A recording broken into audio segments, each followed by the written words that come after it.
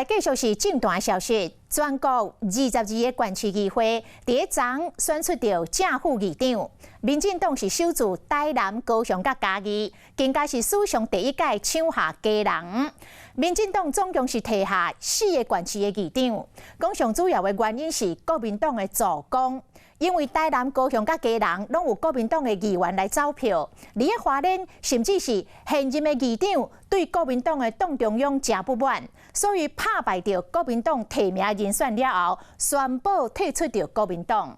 国民党伫几内县市拢有议员临阵倒戈，就是挖过敌人迄边，翻头来拍家己人。这恐惊嘛是国民党2024年的大选一个真危险的警告。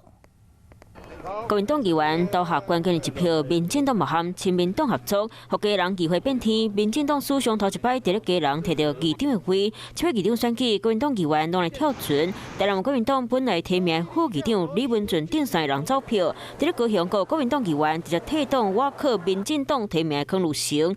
花莲是发生有来国民党议员支持现任的议长张俊，因为不满国民党的共军计划，当选后张俊嘛宣布退出国民党。如果说真的有跑票的行为， 违反考纪的行为，我想我们都非常的遗憾也痛心。那我们也希望各地方党部赶快动起来，该怎么处理就怎么处理。不过现实是党纪管未掉党员，红改选做是严重的动作。任何违反党纪的，我们都觉得非常遗憾。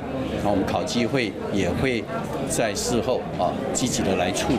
国民党的助攻，和民进党顺利摕到家人、台南、高雄、嘉义拢总4席，无拢只73席，国民党15席。虽然国民党嘛是摕到大多数的县市，不过真侪所在逼党籍议员临时走票，和大家拢伫咧想，国民党敢会当延续9合1胜选的气势咧？人情世故以及就是实际的政治考量，跟政党是没有绝对的关系。当然，这是违背党的意志，应该对2024没有非常大的影响。民进党看起来赢一输啦，伫咧台南选用乌金的政绩，和选举的过程差袂离。难道要让它继续一直延烧到2024吗？呼吁检调要加油。我相信检调都会去查哈，不是用这种政治喊话用这种互相指控的方式并没办法还原真实的情况。9合大选后，地方议会选举反映2024年团结的规矩，哪里拢有家己的课题要改。